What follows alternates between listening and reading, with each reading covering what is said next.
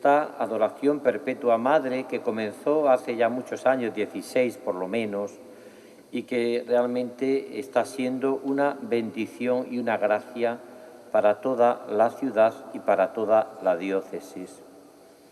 Siempre que cumpla la misión por la cual surgen estas adoraciones perpetuas en toda la Iglesia, tiene como tres claves que viene de maravilla sin haberlas buscado en los textos evangélicos y de la Escritura. Porque el tesoro de la Iglesia es la Eucaristía, sin lugar a dudas. La Eucaristía celebrada, comulgada y adorada.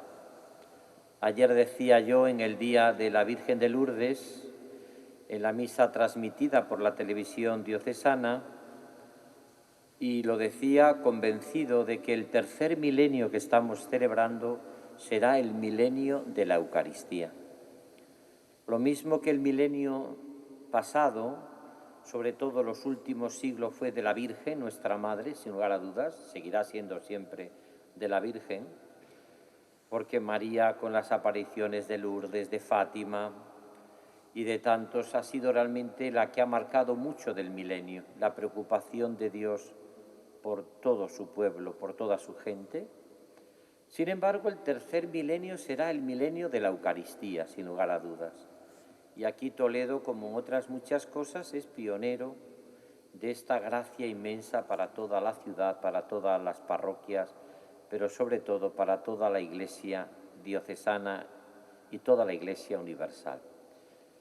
Siempre que primero cumpla con la misión de lo que hemos leído en el primer texto, que descubramos que todo lo bueno sale del corazón vivo de Jesús en la Eucaristía.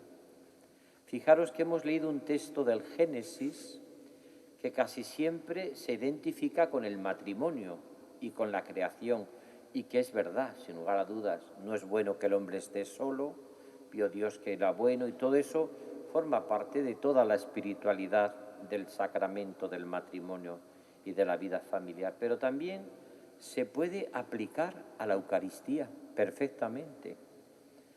¿Por qué? Porque no es bueno que estemos solos. En el fondo Dios está pensando en su presencia eucarística, el Padre de su Hijo. El Padre, a través de la Eucaristía, cumple esta promesa.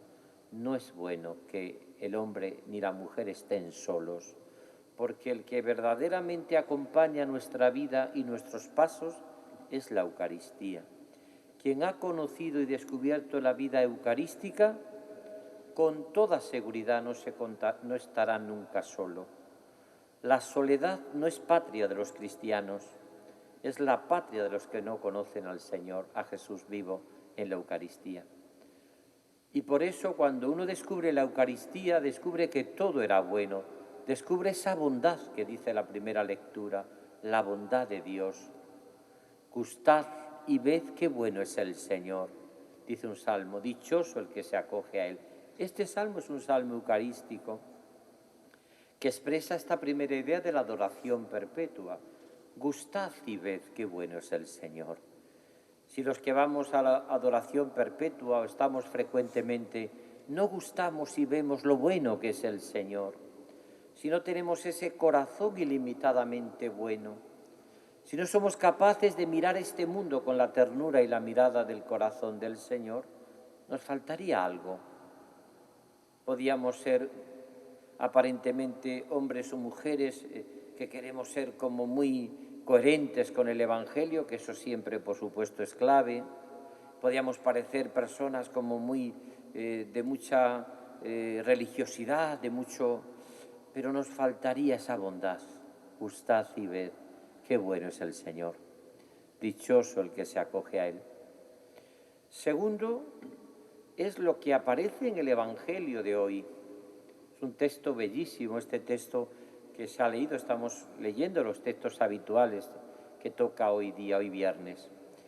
El segundo texto nos habla también de algo que tenemos también que descubrir en nuestra propia vida.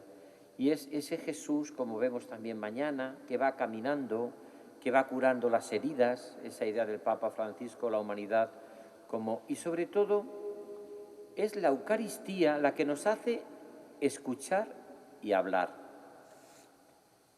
En la Eucaristía hay mucho silencio, es silencio la adoración eucarística sobre todo.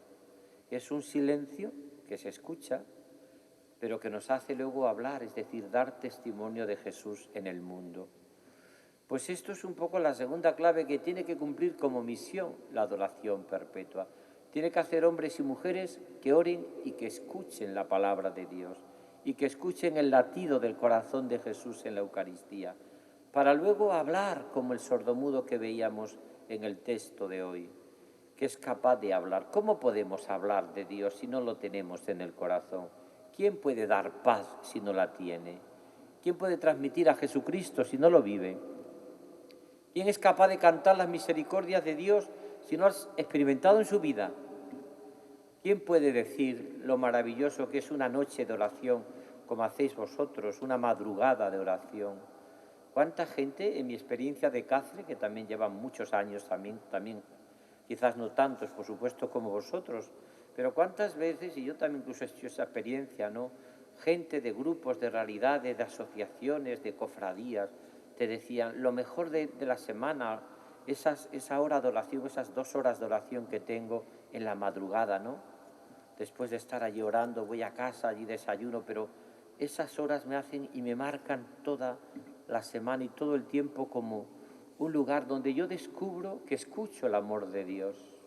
Porque Dios habla, claro que habla, pero hay que guardar silencio para que nos hable. Decía el corazón de Cristo a Santa Teresa de Jesús, ¿a cuántas almas les hablaría yo si estuvieran en silencio? Pero como no estamos en silencio, a veces Dios no habla. ¿Para qué va a hablar? Con Dios ocurre entonces como ocurre con los sordos, que solo habéis tenido mucha experiencia, los que hemos convivido con sordos en las familias, que cuando le dices 7 veces una cosa y no te escucha, ya no le hablas. ¿Qué dice? ¿Qué me ha dicho? Es que no te... Es que... No, déjalo. Pues algo ocurre también a veces en nuestra vida de relación con Dios. Cuando son meses y tiempos en que no escuchamos a Dios, Dios se calla. O mejor dicho, habla, pero dice, ¿para qué? Si está a otras cosas. Y por último, termino. La tercera y última clave de lo que tiene que ser la adoración perpetua, si quiere ser enraizada en la diócesis, en la vida de una diócesis, tiene que tener todos los latidos del corazón de Cristo en su amor a la Iglesia diocesana, a lo que vivimos. ¿Puede estar una adoración perpetua al margen de pedir por las vocaciones sacerdotales, por la santidad de las familias, por los misioneros? ¿Puede estar al margen de lo que te provoca, por ejemplo, el hambre del mundo con Manos Unidas o los pobres con Cáritas? ¿Puede una adoración perpetua estar al margen de los sufrimientos que tiene la gente, de la pandemia? No puede estar al margen. Sería una espiritualidad sin corazón. Si no tengo en cuenta los sufrimientos de la gente, si no me llega la vida de la Iglesia, me tiene que llegar y tiene que latir en mi corazón o las preocupaciones de las parroquias, o la soledad de tantos ancianos y mayores, o tantos y tantos enfermos que viven en todas las intemperies, o lo que el Papa Francisco llama el hospital de campaña, que es nuestra humanidad. Una adoración perpetua te puede importar muy poco eso. Es necesario, por eso es tan importante que se reflexione, se medite por las intenciones del Papa, por ejemplo, las intenciones del obispo, del apostolado de la oración. Todo eso forma parte de una adoración perpetua. Porque uno cuando se pone siempre delante de Dios y llama a Dios Padre, Él siempre te pregunta dónde están tus hermanos. Porque si no, la vida cristiana, la vida espiritual sería una relación intimista, que se llama, de relación con Dios. Yo y Dios nos queremos mucho y los demás que le parta un rayo. Eso no es evangelio, eso no es cristiano, eso no es la espiritualidad cristiana. Quizás se acerca mucho a otras espiritualidades que vive la humanidad de hoy y que no son cristianas. A mí me interesa todo lo humano, porque todo lo humano lo ha llevado el corazón de Jesús en su corazón. Me interesa la vida, me interesa lo que ocurre en mi mundo. Claro que me interesa. Y lo vivo desde el corazón del Señor vivo en la Eucaristía. Por eso en la adoración perpetua tiene que resonar la vida de una iglesia, la vida de la diócesis, la vida de las parroquias, la vida de la gente. Porque si no se vive así, pues podemos tener el peligro de que nosotros, un grupo de gente, vaya allí, camine, haga su oración, pero no tenga ninguna repercusión en lo que significa nuestra vida.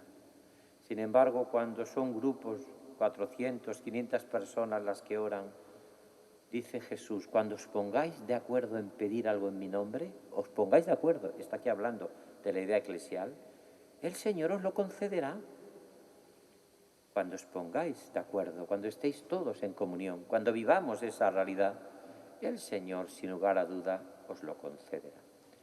Pues que la Virgen, nuestra Madre, y volviendo a repetir mi felicitación a los que dirijan actualmente, a los que han sido el alma todos estos años de la adoración perpetua, a los que siguen, a los adoradores que ya murieron, les encomendamos, a los que están vivos les pedimos que sigan y continúen, a muchos que vengan, porque realmente tenemos que seguir haciendo presente la adoración del Señor de noche y de día, para cumplir un precepto de Jesús tan bonito y tan grande. ¿Cómo no va a escuchar el Señor a aquellos que oran de noche y de día?